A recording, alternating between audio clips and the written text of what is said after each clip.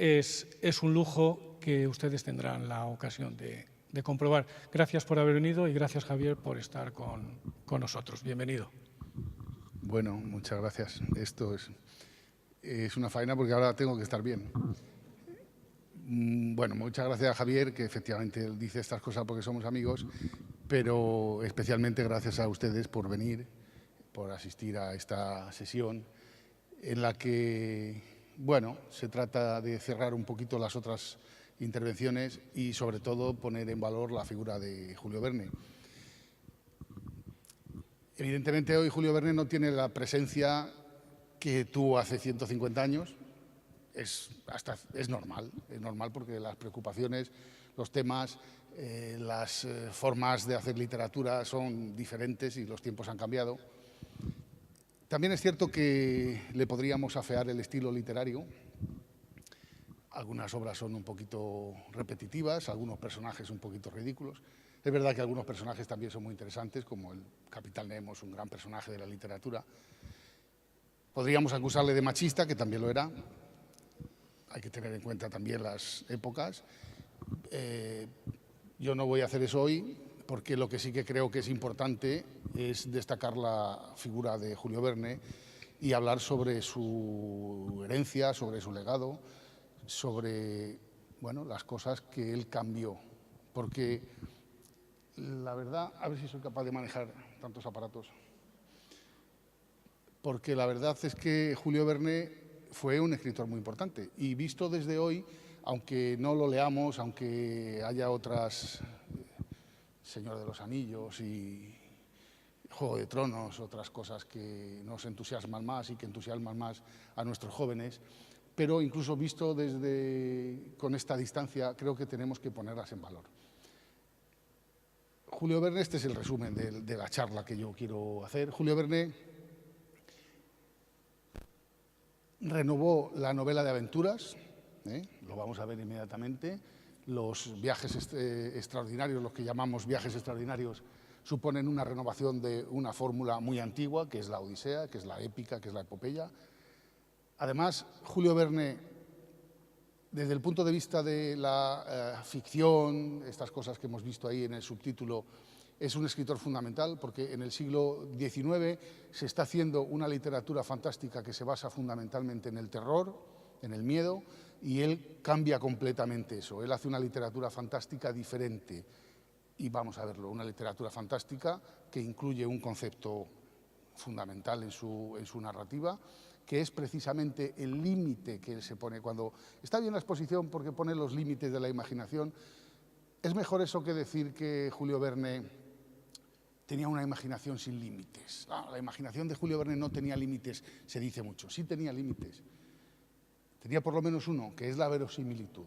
Él todo lo pasa por el filtro de la verosimilitud, como vamos a ver también. Y además esa importancia se plasma en la creación de algunos géneros nuevos. La ciencia ficción es el verdadero padre de la ciencia ficción, vamos a ver un poquito también. Y es el verdadero padre también de ese género que es lo contrario de la utopía, la antiutopía o distopía, la presentación de un mundo peor del que tenemos. Por si esto fuera poco, además, desde los años 50, Julio Verne, la época victoriana, también la obra de Herbert George Wells, han dado paso o han propiciado una estética diferente, es eso que llaman steampunk, a partir del cyberpunk, que también vamos a ver un poquito al final. Yo creo que a mí me gustaría hablar de esas cosas y luego podemos establecer un debate, pueden ustedes preguntar lo que quieran. Y bueno, ese más o menos es el orden que vamos a seguir. Y he preferido dejar los papeles a riesgo de ser un poquito inexacto, me van a perdonar ustedes alguna inexactitud, pero creo que si me pongo ahí me escondo detrás del ordenador y no nos vemos y la cosa puede quedar mucho peor. Bien, decía antes que Julio Verne renueva la novela de aventuras. Bueno, en realidad, claro, la novela de aventuras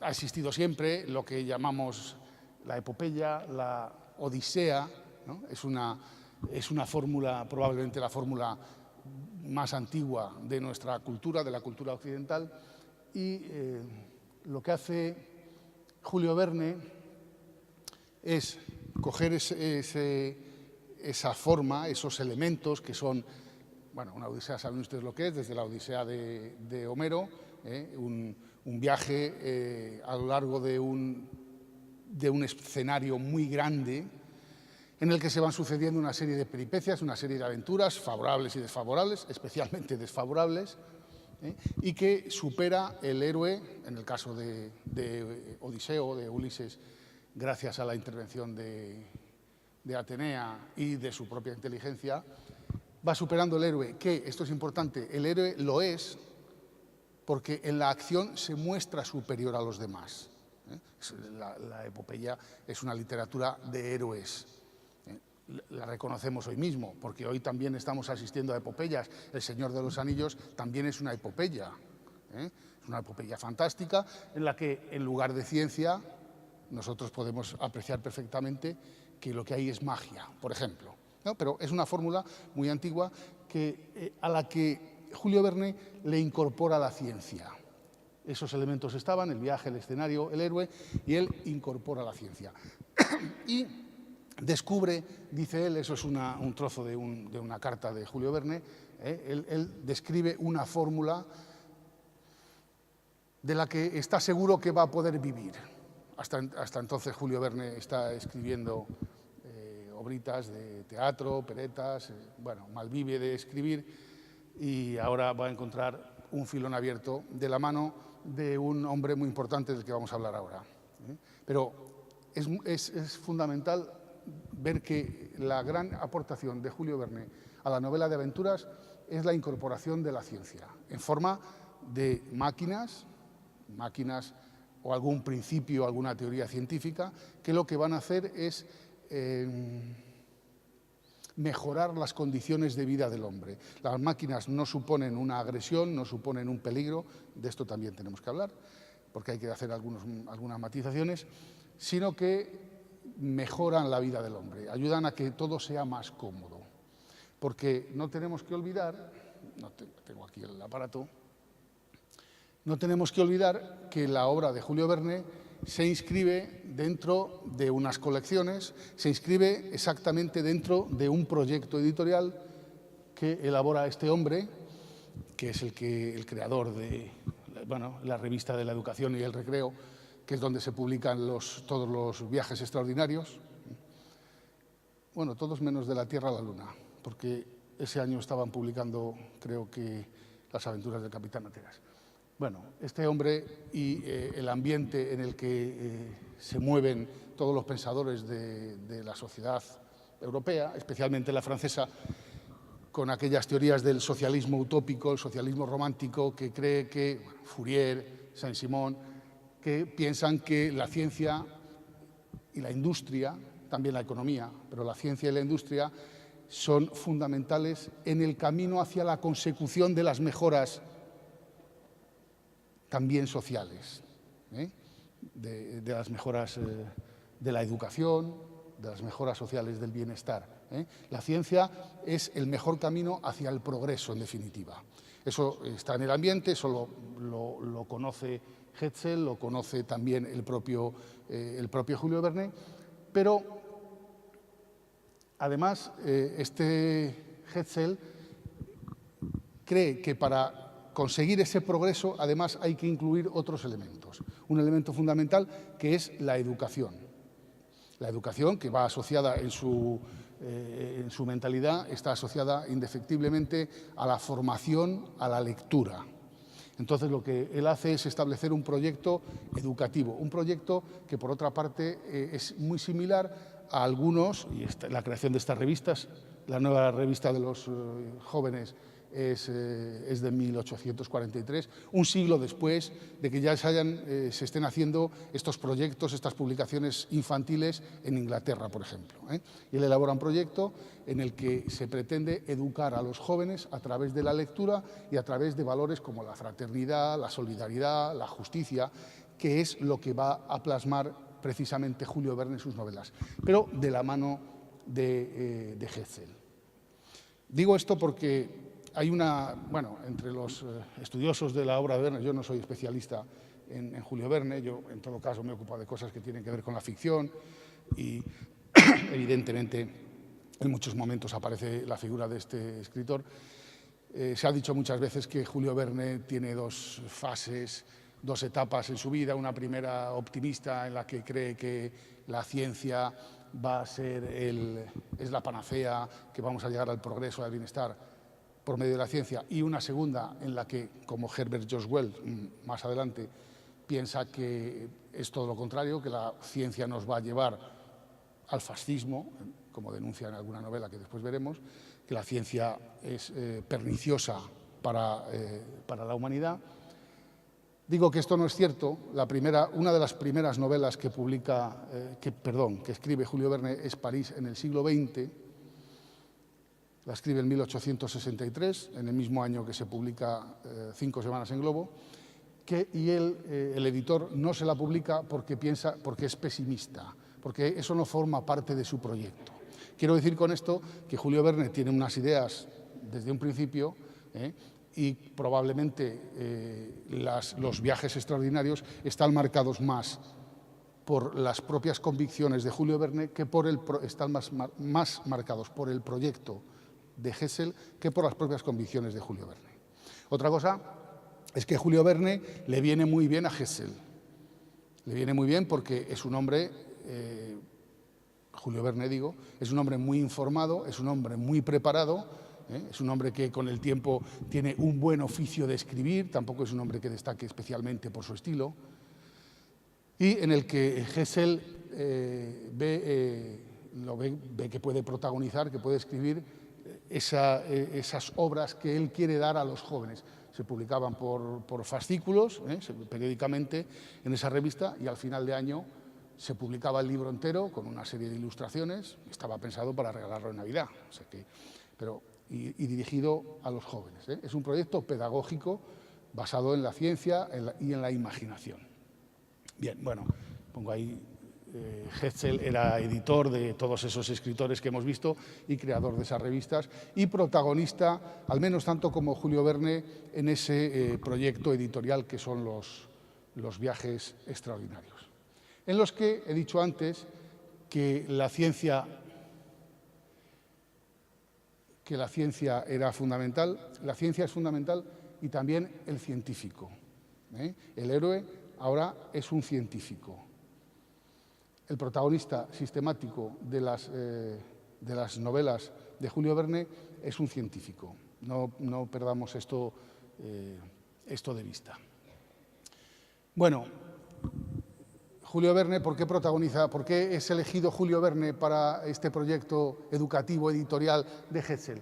Porque Julio Verne, desde que termina sus estudios de Derecho, no ha hecho otra cosa más que leer revistas y libros científicos de todo tipo. Revistas de química, revistas de física, de astronomía, de geografía, que es una ciencia muy pujante y que se ve perfectamente en sus novelas. De manera que lo que Julio Verne tiene de imaginación está muy filtrado y muy apoyado por su imaginación. Cuando Julio Verne imagina el Albatros, él conoce maquetas de naves más pesadas que el aire, en las que se está trabajando, en las que están trabajando los ingenieros. Lo mismo pasa, ahí he puesto Trinitus, ese prototipo es el Nautilus, que está aquí abajo en la exposición además. Es un prototipo de 1800, que se llama Nautilus también, que Julio Verne conoce perfectamente, como otros escritores. Hay un escritor, Aristide Roger se llama, que en 1800, antes de que Julio Verne, unos años antes, creo que es 1860 y algo, 67, publica una novela que se llama Viaje bajo las olas, donde también aparece un submarino. Hasta tal punto que Julio Verne, que en ese momento está escribiendo 20.000 leguas de viaje submarino, escribe una carta a la revista en la que está publicando Aristide Roger para avisarles de que él está también con un proyecto que incluye un submarino para que no haya problemas después. Es decir, que él conocía estas cosas, él estaba muy informado. Es una anécdota, pero nos dice cómo era la mente de Julio Verne. Julio Verne, en Robur el Conquistador, se refiere, Robur el Conquistador sale publicada en 1886. 1886. Y se refiere ya a una torre de 300 metros que se está construyendo, que se ha construido, dice él, que se construye para la Exposición Universal en 1889 y que señala como emblema de la ciudad de París. La Torre Eiffel empieza a construirse en 1887. De manera que Julio Verne, cuando escribe sobre una torre, sobre la Torre Eiffel, que no la llama así, pero cuando habla de una torre de 300 metros, nos está demostrando que conoce el proyecto que se está haciendo. Pero incluso no es esto lo más importante. Lo más importante es que Julio Verne sabe ver que esa torre se va a convertir en el emblema de París. Y ustedes saben que casi todo el mundo quiso desmontarla. Y él lo vio de otra manera. Es decir, él tenía una formación, él sabe que se están construyendo determinadas naves y entonces las utiliza y las mejora. El submarino que describe Julio Verne es mucho mejor que el modelo y dentro de él además nos explica muchas cosas. Él propone las escafandras que están ahí también en la exposición, que todavía no se podían hacer, lo de la fotografía submarina, que él lo propone mucho antes de que se puedan hacer, la descripción del fondo del mar, es decir, que después él a todas esas ideas eso lo amplía y lo mejora. Lo mismo ocurre con el viaje de la Tierra a la Luna. Julio Verne sabe que los científicos sostienen ya la posibilidad de que se pueda ir a la Luna. Desde el punto de vista científico no tienen ninguna duda. Los problemas son tecnológicos. Y él se lanza a partir de esas hipótesis que describe al principio de la Tierra a la Luna, a partir de esas preguntas y de esas hipótesis, él pues las resuelve. Y las resuelve tal y como las resolvieron 100 años después. Porque, yo esto no lo sabía, claro, pero los cohetes espaciales... él adivinó que a la Luna hay que ir en un proyectil. Idea un cañón que hubiera matado a los 3 tripulantes sin duda ninguna, pero él da con la clave, dice que van 3, las paredes de la nave de ese proyectil son muy similares a las del Apolo 11, por ejemplo. El lugar desde el que hay que lanzar esa nave, ese proyectil, él lo sitúa en Florida. Y lo que decía es que yo no sabía que es que hay que lanzarlo de allí porque es el mejor sitio para alcanzar la Luna. Y da las coordenadas de dónde va a aterrizar la nave después cuando venga de vuelta y son las coordenadas de esos lugares en el Pacífico donde caen después es decir, que él tiene unos conocimientos, no solo es que imagina, no, él imagina a partir de unos conocimientos y eso le permite ser tan verosímil. Porque además a él no le interesaba que nosotros nos admiráramos 100 años después, a él le interesaba que en su época se admiraran. Si quieren ustedes interrumpirme en cualquier momento. Les decía lo del científico para terminar saben, ahí hay unos cuantos nombres de científicos protagonistas en sus obras.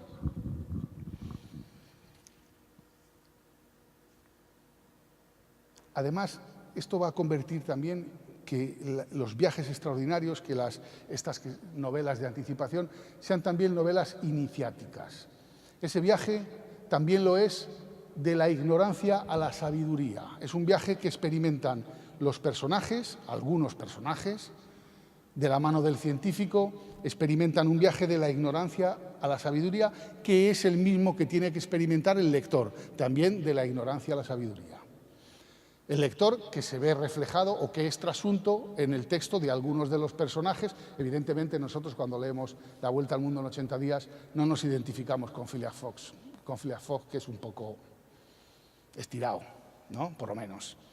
Nos identificamos a lo mejor más con Passepartout o con cualquiera de los otros criados, ayudantes, sobrinos. No nos identificamos con el geólogo del viaje al centro de la Tierra, que es un hombre ridículo. pero bueno, nos podemos identificar un poquito con el sobrino que le acompaña. Siempre hay alguien que acompaña al científico, fíjense, incluso de manera obligada, como el presidente del Weldon Institute en Robur el Conquistador, en la que hicieron la película del Dueño del Mundo. Van obligados, y esos personajes, o los de la Isla Misteriosa, que salen, les lleva una tormenta, van obligados a una aventura, y nosotros entonces nos podemos identificar con ellos. Y experimentamos, porque es el objetivo, recuérdenlo, son novelas pedagógicas, nos sentimos identificados con ellos y hacemos ese viaje de la ignorancia a la sabiduría. Pero además hay otra cuestión importante, si queremos poner en valor la figura de Julio Verne, y es que es el primer autor, el primer escritor que sistemáticamente sitúa de protagonista a un científico. He situado ahí esa silueta, evidentemente saben ustedes quién es, que es Sherlock Holmes. Bueno, porque me sirve esto para introducir también la figura de Edgar Allan Poe, que es una figura muy importante, una influencia importante para Julio Verne. Saben ustedes que Edgar Allan Poe escribe una serie de 3 relatos policíacos protagonizados por una persona, Dupin, una persona muy inteligente que se convierte en el arquetipo del investigador, ¿no? Bueno, se convierte en el arquetipo hasta que llega Sherlock Holmes, hasta que llega Conan Doyle, y a ese investigador, a ese arquetipo tan inteligente y tan lógico, le añade una cualidad fundamental, que es la del ser científico, el método científico. La diferencia entre Sherlock Holmes, la primera novela, bueno, la primera novela corta protagonizada por Sherlock Holmes, es de 1887, creo que es, El signo de los 4, es decir, 20 y tantos años después de las primeras novelas de Julio Verne. Y es una figura que va a tener muchísimo éxito, el detective como científico.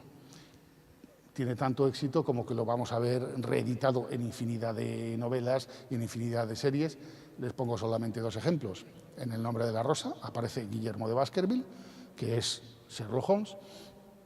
Y no sé si alguien de aquí ve o ha visto la serie House. Bueno, pues House no es otra cosa que Sherlock Holmes. Por muchos motivos no nos vamos a detener porque eso nos separa. Pero House es absolutamente Sherlock Holmes, bueno, porque vive en el 221B, porque le pega un tiro a un señor que se llama Moriarty, porque el primer caso que atiende es de una señorita que se llama Rebecca Adler, como Irene Adler, en fin, bueno, así de cosas. Bueno, y porque son drogadictos. Bueno, quiero decir que establece la figura del científico, del protagonista científico, ese arquetipo. El primero que lo hace es él, de forma sistemática. Es verdad que Poe también nos lo va a presentar en alguna novela, como vamos a ver ahora mismo, pero bueno, no deja de ser un acierto por parte de Julio Verne establecer ese protagonista, es científico, que le sirve para todas estas cosas que estamos viendo. Y nos sirve además para hablar de Poe. Julio Verne solo escribe un ensayo dedicado a un autor, que se titula, el título no es muy imaginativo, Edgar Allan Poe y su obra. Bueno, nada, poco. Además, creo que también es en torno a 1863, al principio. No sé si ustedes lo saben, Julio Verne estuvo a punto de morir de hambre. Bueno, no estuvo a punto de morir de hambre, estuvo a punto de morir de unas complicaciones intestinales que, entre otras cosas, le producían incontinencia fecal. Hay cartas por ahí donde él lo dice, una carta a su madre que es tremenda, y le dice que además que él que se quiere, que debido a su profesión y su cosa, eso precisamente no es lo mejor que le puede pasar, pero esto es porque estaba malviviendo, o sea, pero hasta ese punto, ¿no? Bueno, escribe por esta época, lo digo porque el 63 es la fecha clave cuando empieza a escribir los viajes extraordinarios y le permite comer, incluso se compró 3 barcos y todo, pero sí, porque Hetzel, bueno, no ha sido el peor editor de todos los que han tenido estos escritores que, sin embargo, escribían 2 novelas al año. Bueno, escribe un ensayo solo sobre un escritor que es Edgar Allan Poe. Y en su obra se ven muchas influencias. Por cierto, una influencia de Homero para no coger solo lo de la tradición, porque evidentemente él cuando escribe, cuando mejora la Odisea o cuando cambia la Odisea, no lo hace por Homero. Pero bueno, si le queremos establecer también una relación, Nemo significa nadie, Nemo nos remite a aquel episodio entre Polifemo y Ulises, ¿quién me mata? Nadie me mata, Nemo, ese Nemo es el capitán Nemo. Bueno, la influencia de Poe es grande. Fíjense, en 3 domingos por semana, es un relato de Poe, donde plantea la posibilidad de perder o ganar un día según si se da la vuelta al mundo, según se vaya de este a oeste o de oeste a este. Que supongo yo, puesto que conocía la obra de Poe porque la había leído por las traducciones de Baudelaire, que le inspira la vuelta al mundo en 80 días. La Esfinge de los hielos, que es una novela también un poco tétrica, porque Julio Verne al final se muestra un poquito más tétrico. La Esfinge de los hielos es una novela que es descaradamente, anunciadamente, la continuación del relato de Sir Arthur Gordon Pym, que deja inconcluso Poe. En El escarabajo de oro, aparte de que vemos también a un entomólogo y su criado negro, que lo vamos a ver en infinidad de novelas de Julio Verne, vemos al científico, pero aquí no de manera sistemática.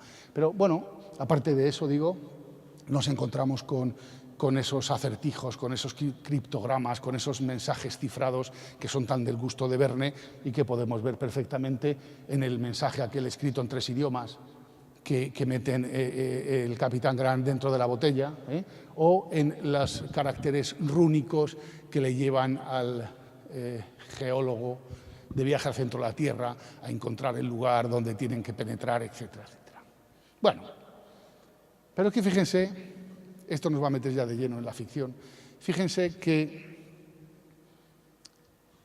a veces se dice, yo creo que lo tengo incluso escrito, que el primer relato de ciencia ficción es La incomparable aventura de un tal Hans Pfalz, que es un relato de Edgar Allan Poe, donde este señor viaja a la Luna en un globo aerostático, por una mezcla de gases que Poe no explica. En ese ensayo que decía antes sobre Poe, dice Julio Verne, pero hombre, pero este Poe, ¿cómo se le ocurre? Con lo fácil que hubiera sido explicar eso con alguna teoría científica o con algún principio científico. Qué bien lo hubiera hecho si hubiera explicado esos gases, si hubiera explicado si ese viaje lo hubiera hecho verosímil. Y no lo hace y se lo reprocha.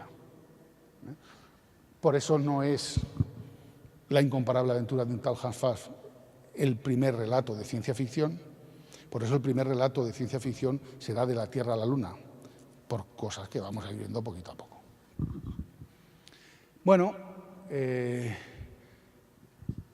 Julio Verne se aleja de Poe, se acerca a Poe. Donde más se aleja de él es en la cuestión que tiene que ver con la verosimilitud y con la concepción de la literatura fantástica. La concepción de literatura fantástica que tienen Poe y que tienen otros muchos más. Esta es una ilustración de Lorla, de Maupassant, también de 1860, no, 1800, Maupassant, digo, bueno, no sé cuándo es, el 86 creo. La concepción que había en ese momento, en el siglo XIX, la época dorada de la literatura, dicen, fantástica, porque en realidad están pensando a la literatura de terror. Es una concepción de la literatura fantástica igual a terror. Es literatura fantástica lo que produce terror.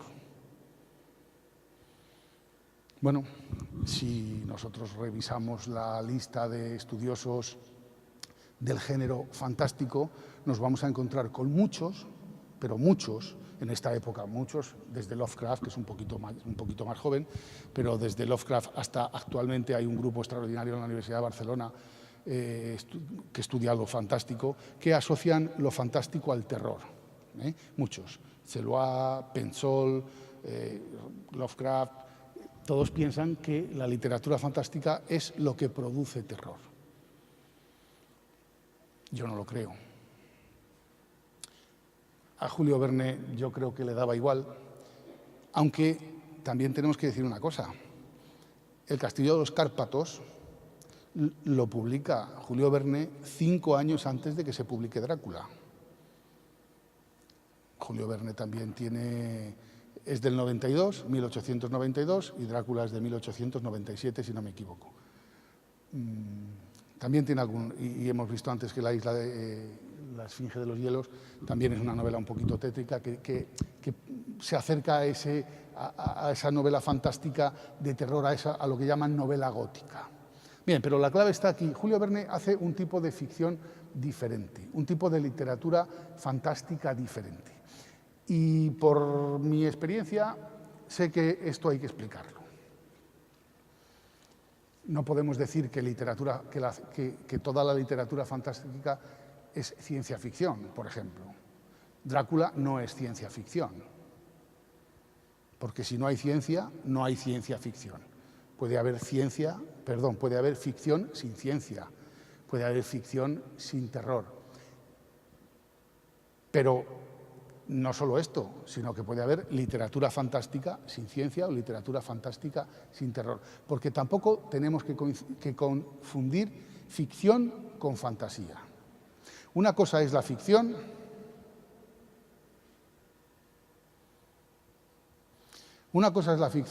y otra lo fantástico. Aquí algunos han estudiado Aristóteles y la mímesis estos días. Bueno, no me quería yo enrollar mucho con Aristóteles, pero es un buen sitio para empezar.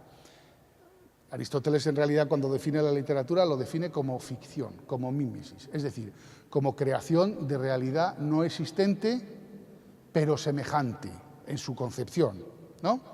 Es decir, la literatura, la ficción es creación, si entendemos la literatura como un mundo, ¿no?, como un universo que se puebla de lugares, de personas o de personajes, de acciones, etcétera, etcétera. La ficción es todo aquello que se crea.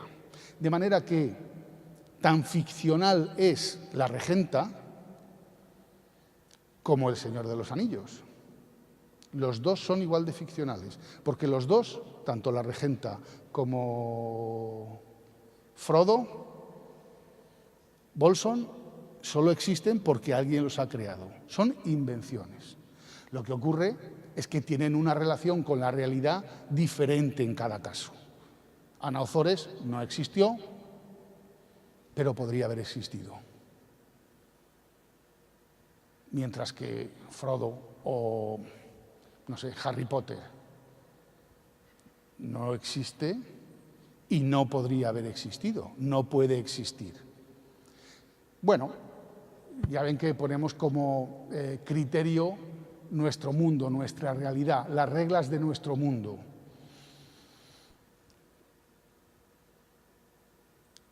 Ana Ozores no existe, pero bueno, es más o menos una mujer como las que existen, ¿no? Se comporta igual, funciona en ese universo, en ese mundo que es la ficción, funciona como las mujeres que existen frente a Superman, prototipo también, frente a Superman, que se comporta, hace cosas que nosotros no podemos hacer.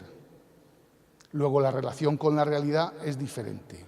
Uno no existe pero puede existir, otro no existe y además no puede existir.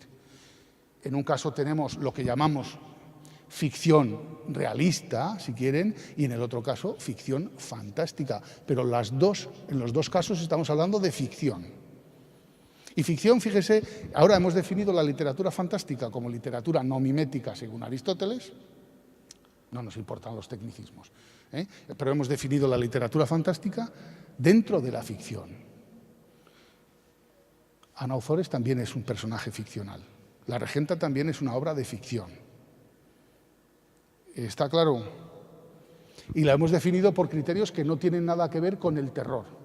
Porque, como decía Todorov, dice en un trabajo muy importante de 1970, Introducción a la literatura fantástica, decía, hombre, es que si tenemos que definir lo fantástico por medio del terror que sufre el personaje y el lector, porque va del personaje al lector, el género va a depender de la sangre fría, dice él, la sangre fría que tenga el lector. No parece un criterio muy objetivo ni muy riguroso. Es verdad que el propio Todorov después define lo fantástico como la vacilación, que es en principio del personaje y después del lector, y tampoco es muy objetivo, me parece a mí. También tiene que ver con el lector. Habrá lectores que vacilen más o que vacilen menos, o incluso que resuelvan la duda, la vacilación, hacia una explicación más o menos racional o hacia una aceptación de lo sobrenatural, que es lo que define él después como lo extraño, y lo maravilloso y lo extraño. Tampoco nos sirve mucho. A mí me parece que es mejor, más fiable y más riguroso definirlo por los criterios de la invención y la semejanza, la diferencia con respecto a la realidad, que es donde precisamente ahonda Julio Verne. Es cierto que Anauzores, que la ficción realista, si quieren, o la ficción mimética que estamos diciendo, como sigue nuestras reglas, como se parece a nosotros, es naturalmente verosímil. Y como Superman funciona de acuerdo a unas reglas diferentes a las nuestras, puede volar, tiene visión de rayos X, tiene superfuerza y no sé qué, pues entonces decimos que es naturalmente inverosímil. Y sin embargo, la ficción de Julio Verne se caracteriza por hablar de cosas que no pueden suceder y que sin embargo son verosímiles. Esto es lo que le hace interesante. Pero que no se me escape una cosa. Lo más increíble, lo más inverosímil de Superman no es que vuele. Ni siquiera que lleve los calzoncillos por fuera. Lo más increíble de Superman, ¿cuál es? Que se quite las gafas y no le conozca a la novia. Eso es lo más increíble de Superman. A mí me lo parece. Porque, bueno, este tipo de verosimilitud se lo tenemos que pedir a todas las obras. Hay algo que tiene que ver con la coherencia interna, con esa verosimilitud interna. Los personajes tienen que ser creíbles, aunque no sepan volar. Pero sí que es verdad también que la verosimilitud se consigue o se puede conseguir por diferentes caminos. Hay intentos en la literatura por hacerlo. Por ejemplo,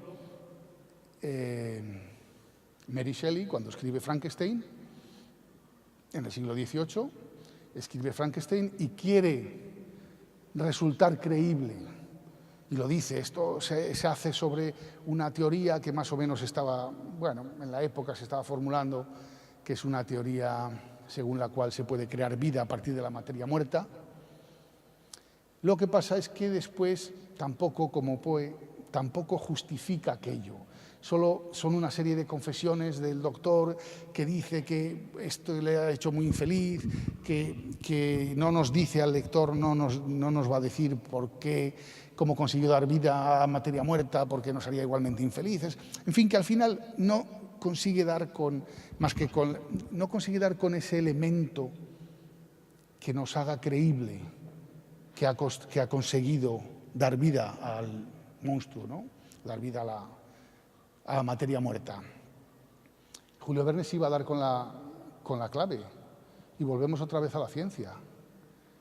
Lo que hace que las narraciones de Julio Verne resulten verosímiles es la introducción de la ciencia.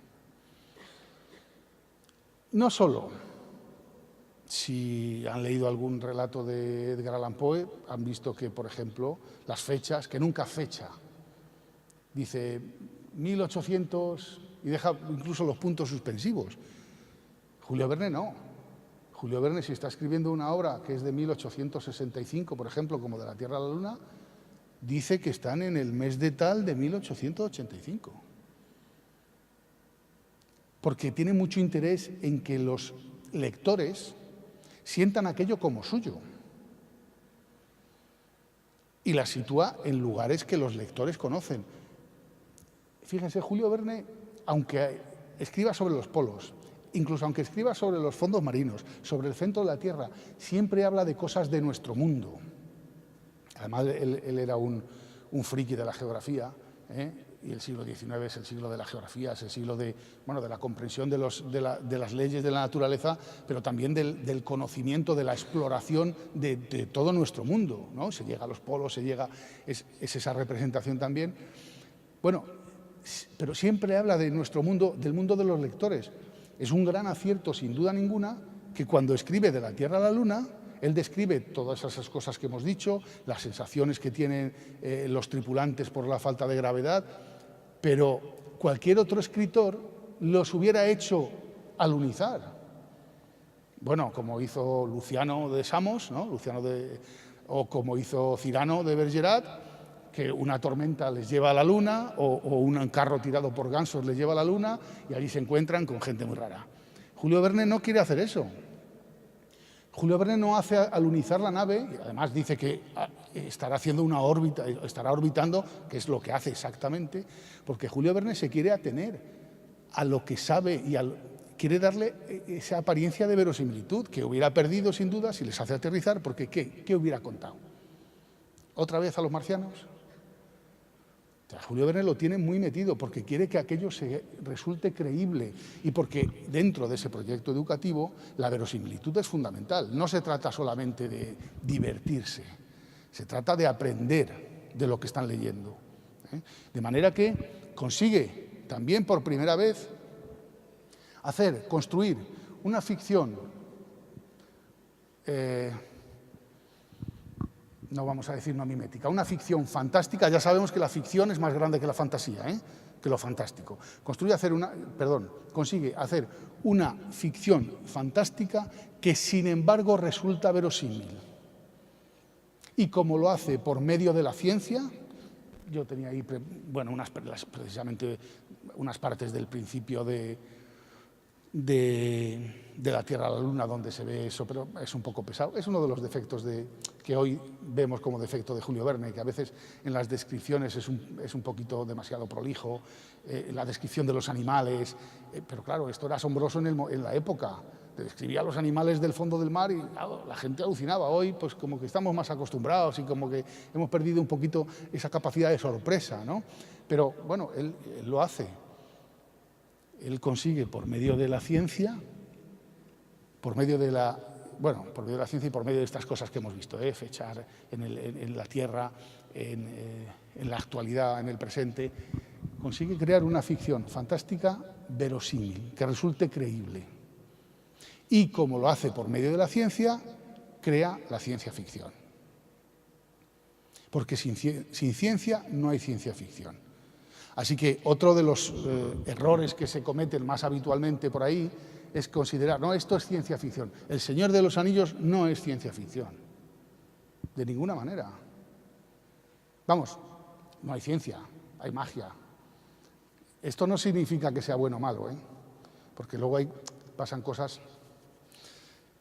Un día se me ocurrió decir en un curso de esos que, antes hacíamos en Madrid, por lo menos hacíamos cursos había cursos, se llamaban cursos de reciclaje para profesores de instituto, y yo debía de tener 30 años entonces, y se me ocurrió decir en clase, en uno de esos cursos, que Alicia en el País de las Maravillas no era una novela fantástica, que no lo es, y casi me corren a gorrazos. Yo tuve que decir, bueno, si no pasa nada, si no estoy diciendo que sea ni mejor ni peor, porque a veces parece que dices que es fantástico y ya es peor que realista. No es. El hecho de que sea fantástico no tiene nada que ver. Hay cosas que son literatura fantástica, son maravillosas, magníficas, y otras que son muy malas. Voy a explicar esto también. ¿Por qué Alicia en el País de las Maravillas no es una novela fantástica? ¿El Quijote es una novela fantástica? No. ¿Hay gigantes? No. ¿Hay un bálsamo que todo lo cura? No. Eso solamente está en la mente de Don Quijote y nosotros lo sabemos. Luego es una novela realista, tan realista como que pasa en La Mancha, que no hay nada más realista que La Mancha. Claro, La Mancha no es un lugar tampoco. Bueno, pues Alicia, ¿qué pasa con Alicia? Que está soñando. Pues es un sueño, le pasa lo mismo que a Dorothy en El Mago de Oz. Está soñando, como cuando nosotros soñamos que volamos. Pero bueno, era una parte a propósito de estas cosas, porque pongo ahí los mundos de los personajes. Bueno, eso tiene que ver con la ficción, pero tampoco quiero yo que nos extendamos mucho porque prefiero que intervengan. Pero el caso es que Julio Verne consigue ahondar ahí, en esa zona que estaba tan inexplorada y que da tan buenos resultados. Inventa la ciencia ficción, ese es el cohete, una ilustración de la Tierra a la Luna, el cohete que hubiera matado a todos los tripulantes, un ejemplo de verosimilitud. Otras veces se dice, o hay quien dice, que el padre de la ciencia ficción es también, o en primer lugar, Herbert George Wells, pero Herbert George Wells escribe su primera novela en 1895, que es La máquina del tiempo. Estamos hablando de que Julio Verne escribe 30 años antes de La Tierra a la Luna. Pero Herbert George Wells también es el autor de La Guerra de los Mundos. Saben ustedes, este es Orson Welles, el día que radiaron, hicieron aquel programa, hicieron una versión de La Guerra de los Mundos, la víspera de Halloween, en 1938, y lo narraron también, porque la verosimilitud se consigue de muchas formas. La verosimilitud se consigue también contando bien. Hicieron no sé si la conocen, está en YouTube, por cierto, la versión original con subtítulos en castellano, los 56 o 57 minutos que dura, es fantástico, ¿eh?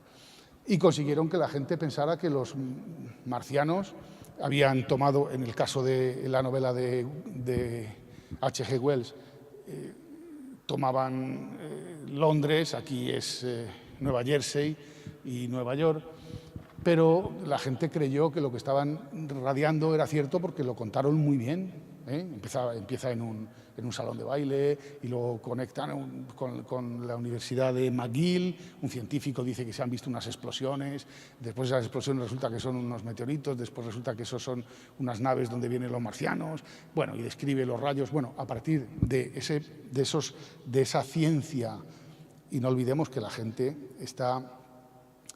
En realidad no hemos terminado iba a decir sufrir, de vivir esos continuos avances científicos que se producen desde mediados del 19. Hoy leía, no sé en qué periódico, no sé si era La Nueva España o El Comercio, es que no sé, antes eran La Voz de España y El Comercio, no, La Nueva España, ahora es La Voz de Avilés, El Comercio y La Voz de Avilés, ¿no? Bueno, pues no sé cuál era de los dos. Un escritor que decía que estamos reviviendo una segunda época victoriana por este mismo motivo, ¿no? Porque todavía estamos con esos tremendos avances científicos. Ahora se lleva más la genética que la ingeniería, pero bueno, estamos en una época en la que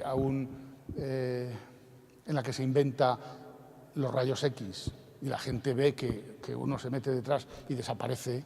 Pues escribir El hombre invisible y que la gente crea que alguien se puede hacer invisible no es tan descabellado, no es tan descabellado. Bien, las personas que oyen este programa de radio pues están viviendo esa discusión que está ahí, que si existe vida fuera de la Tierra, ¿no? Bueno, y si se lo cuentan bien, se lo creen. Y Orson Welles lo contó fantásticamente y hubo millones de personas que se aterrorizaron. Hubo miles que abandonaron sus casas y, bueno, y problemas. De hecho, después en una versión que se hizo en Quito, incluso quemaron la emisora. Bien, Verne crea la ciencia ficción a partir de la utilización de la ciencia para hacer verosímil sus historias. Con ese matiz que es importante. Él sabe que científicamente esas cosas se pueden hacer. Lo que no se pueden hacer son los materiales. Es como ahora pasa con esto si lo dijera otro que no fuera de letras, es como lo del viaje en el tiempo. Parece ser que desde el punto de vista científico, si nosotros corremos más rápido que la velocidad de la luz, bueno, correr es un poco exagerado. Si viajamos más rápido que la velocidad de la luz, viajaríamos en el tiempo. Bueno, pasa como con la luz de las estrellas, ¿no? Nosotros vemos luz de estrellas que han muerto hace muchísimos años y vemos la luz porque viaja muy rápido. Bueno, es una forma de viajar en el tiempo. Desde el punto de vista científico esto se puede explicar, pero es imposible, nosotros no podemos hacer que algo que viaje en el tiempo, que viaje más rápido que la velocidad de la luz, no se desintegre, por ejemplo. Pero a lo mejor un día, técnicamente, eso se puede solucionar. Bien, esa dicotomía, esa diferencia entre lo científico y lo tecnológico es lo que sabe aprovechar muy bien Julio Verne para crear sus fantasías, sus anticipaciones, gracias a sus conocimientos. No me voy a entretener mucho, pero crea también el género distopía, como he dicho antes, con París en el siglo XX, una obra de los inicios de su carrera, en la que muestra una sociedad deshumanizada, una sociedad en la que no se estudia ni latín ni griego, donde no se leen libros, donde no se conoce a los escritores, en la que describe un fax, pero el fax ya lo habían patentado, lo había patentado en 1841, creo que estaba, no me acuerdo del nombre, ya ha patentado, es un escocés tenía Bain de apellido. Ya había patentado el fax, pero la gente no lo sabía, pero él sí lo sabía. Pero el caso es que describe una red de comunicaciones muy parecida a Internet. Bueno, y sobre todo presenta una sociedad peor que la que nosotros tenemos. Julio Verne, sobre todo trabaja en este tipo de distopía. Bueno, hay diferentes clasificaciones, podemos quedarnos con la que dice que tenemos un tipo de distopía que es el infierno, es decir, la presentación, sin más, de un mundo peor. La utopía llamada paraíso sería la presentación de un mundo mejor que el nuestro. El mundo externamente alterado es la presentación de una sociedad peor que la que tenemos, a la que se ha llegado por un suceso natural. Si a esa sociedad peor que la que tenemos se ha llegado por medio de la transformación, por el efecto humano, no tecnológico, pero humano, entonces tenemos la transformación deseada. Y si se ha llegado por medio de la ciencia o de la tecnología, entonces tenemos este otro tipo, que es donde trabaja Julio Verne, tanto para la utopía como para la distopía. Porque Julio Verne también ha escrito utopías. La isla misteriosa es una utopía. La isla misteriosa, en principio, es un lugar hostil que se convierte en una especie de paraíso, en un lugar mejor, gracias a la acción de la ciencia, gracias a los conocimientos del científico, que va mejorando y va haciendo que la vida sea mejor. Pero Julio Verne se muestra mucho más crítico, mucho más, más duro en algunas de las novelas. Estas son las primeras distopías de la literatura. París en el siglo XX, que me regaló mi amigo Javi cuando estábamos en Valladolid todavía. En 1994, esta obra no se publica hasta 1994, y es la que decía antes, que viene a derribar esa idea según la cual Julio Verne, solo en la segunda parte de su vida, es un hombre pesimista. Yo creo que es un hombre pesimista toda su vida, pero que al principio no escribe lo que quiere. Cuando se puede permitir escribir lo que quiere, incluso cuando muere su editor, pues escribe cosas como Los 500 millones de Labegún, donde anticipa el fascismo. Es una cosa un poco maniquea, una herencia de una princesa india que se reparte entre un francés y un alemán. El francés hace una ciudad libre. Bueno, una ciudad libre que, si la leyéramos con detenimiento, también es una cosa un poco tiránica, con una obsesión además por la limpieza y la higiene. Bueno, pero digamos que es un mundo supuestamente mejor, y el ingeniero alemán, que hace una sociedad absolutamente fascista, la ciudad del acero se llama, ni más ni menos, y donde ahí, por encima de estas cosas, el acierto de Julio Verne es el de avanzar una sociedad fascista. Bien, denuncia el armamentismo y todas estas cosas. He puesto también la de La isla de Hélice, porque además, si no me equivoco, el grupo Traswood de aquí de Avilés hizo un álbum que se llamaba La isla de Hélice. Bueno, en un barco presenta allí una sociedad con diferentes diferentes clases sociales, una sociedad peor. Sin duda ninguna de estas tres, los 500 millones de la Beguna, es la más fuerte, porque París en el siglo XX es una obra que testimonialmente es muy importante, por esto que les he dicho, pero como novela, en mi opinión, igual que la de Hetzel, no se sostiene. No es una novela así como para recomendarles.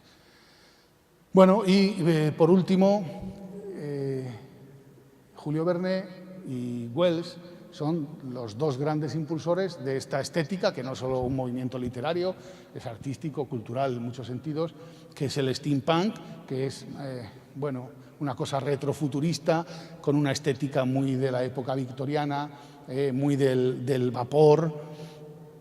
Y bueno, pues esa es una imagen que lo dice todo, ¿no? Con las naves de Robur y... Esto ha inspirado Una invención diabólica, es la primera película que está basada, como ven ustedes, ahí tenemos el cañón de los 500 millones de la Begum y tenemos las naves, el globo. Hasta Disney ha hecho versiones con esta estética de las obras de Julio Verne. El amo del mundo, que es una reedición de Robur el Conquistador. En la Liga de los Hombres Extraordinarios, que tiene que ver con esta estética, uno de los personajes se llama Nemo, pero podríamos hablar también de la estética ¿cómo se llama aquello? De Wild Wild West, no sé cómo se esta película. Regreso al futuro, por ejemplo, La brújula dorada, este tipo de estética, todo está basado, el 1200 está basado en la estética de la obra de Julio Verne y de H.G. Wells. En 2008, un artista que yo no conozco, lo he visto pues preparando la conferencia, tengo ahí el nombre, si a alguien le interesa se lo doy, un artista multimedia hizo una exposición que por medio de un telescopio y una cámara y unos artilugios ponía en contacto las ciudades de Londres y Nueva York, bueno, y todo para promocionar un evento que tenía como base la Vuelta al Mundo en 80 días, con este tipo de estética. Bueno, se hacen cosas, muchas cosas de este tipo. Y también, bueno, pues ahí está Julio Verne como protagonista, de manera que su legado está muy vivo en cosas tan tangibles como películas, como tantas cosas.